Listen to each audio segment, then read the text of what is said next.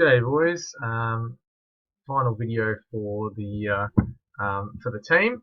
I've gone through the defensive and the offensive strategy so far. Now we're looking at penalty corners. So I've just put up the attacking and defensive penalty corner teams. Now that'll obviously depend who's on the field, but essentially what I want is if Joe's on the field, he'll be our injector. So in other words, he'll take the put the corner ball into play. If he's not on the field, then it'll be Zav who takes the corner. So make sure you practice a couple as well, Zav. And essentially what we want is other than Joe, we want all our forwards and our midfielders in for that corner, and all our backs will stay back behind the halfway line just to offer us some protection. We'll also have a protector behind the ball just in case the trap is missed. For our defensive penalty corner team, essentially we've got Cos, Joe, James, and Merrick. You guys have been doing it for a while.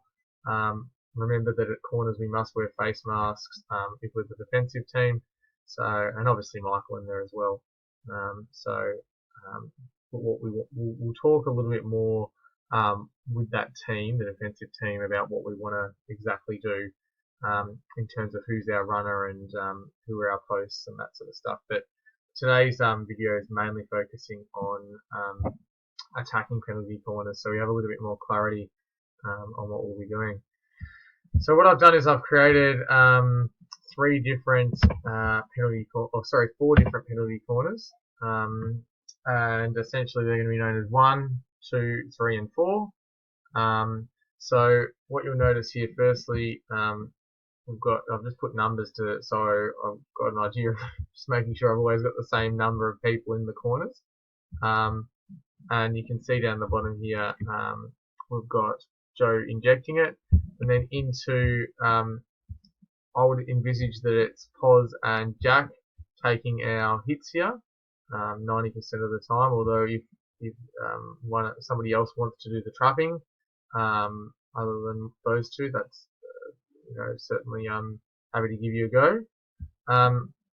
So those two will be trapping in here, and then the first play we basically just put a shot on goal. Okay, I think this is the high percentage play. We'll probably use this more than 50% of the time. The slight variation to this play is hitting it. You're hitting it and you've got your posts coming in, so we'll have one of the wings coming in here. We'll have Joe, we'll have to see how quickly he can get on his bike in to be a back post. I reckon he can almost get there in time to be there for if we just hit it just slightly outside the left post there. So yeah, just to provide, I guess, and also so to provide for the touch in if the ball is slightly wide, and also if there's a small deflection off the goalie for them to be there to put it in. Also got somebody standing over this side just to provide a little bit of security for the rebound over here, and then another person just to be able to stop any deflection in that direction and put it straight back in. And obviously probably one of our younger fellas will stand behind and just be back up for that penalty corner, so about 5 to 10 meters behind the boys trapping it there. Now this is play 2. So play 2 is, I've done it basically in order of preference. So play 1 is the most common one, play 2 is the next most common, and I reckon this is a really good breakup play in that essentially what happens is the ball goes into 5 and then there's a shot in on the angle. The great thing about this is it gives you a bit more time to get the shot off if you've got a really good runner, and it also throws the defense off, so they're a bit slower because they've got to decide which way they're going to go from the injection. So also the good thing is it opens up a different angle for the keeper and provides us with opportunities for post options here for touches in and deflections for these guys, and certainly plenty of people around if the ball does come out. Once again, so for this one, our backup would just move after you wouldn't want to give it away. You'd just be in a position where you could quickly come and cover if this trap was missed here. So then number 3, play number 3. So next most preferable. And I know this is a bit of an uncommon one, but basically I wouldn't expect us to do this too often. But if we're getting cut off at the first person here, and then the middle sort of pass here, once again, just to keep the defenders guessing, if we're getting a lot of corners, that'd be fantastic firstly, but just, we want to make value of our corners. We can go for the option where we come way across, and this will take quite a long time to get there. That's the disadvantage of it, but the advantage is that it's very rarely done, so that what it can do is basically throw people off in that they don't even see it coming. So, and once again, we can look at a shot coming in either directly, having our posts running in here, or having our back post coming in from either Joe or whoever's running off the edge there.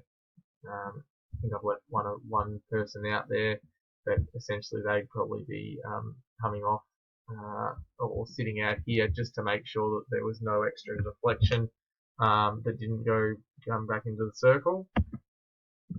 And once again, I've left another marker out, so we should have 7 people in total. At the moment, we've got 6. For this one, we'd be looking to once again have them sitting either on the side over here or somewhere over here to provide just a backup if the ball gets quickly cleared from the circle. So in this one, and like this is the least preferable. This is play 4.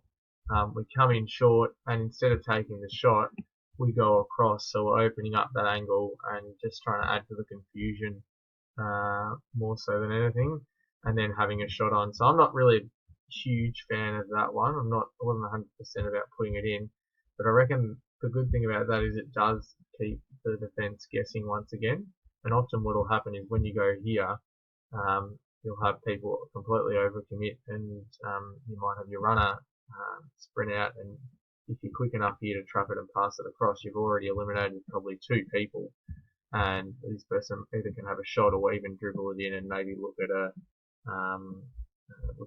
even a centering ball into a touch. So like I said, that'd be something like 5% of the time sort of play if you're really struggling with the other corners as the last option. So I hope that all makes sense, boys. Like I said, we want to make sure we have our security in having our defenders back, other than Joe, obviously, who does our injection. But certainly want to make sure that we take advantage of any penalty corners this year to the maximum, and obviously have fun with them as well.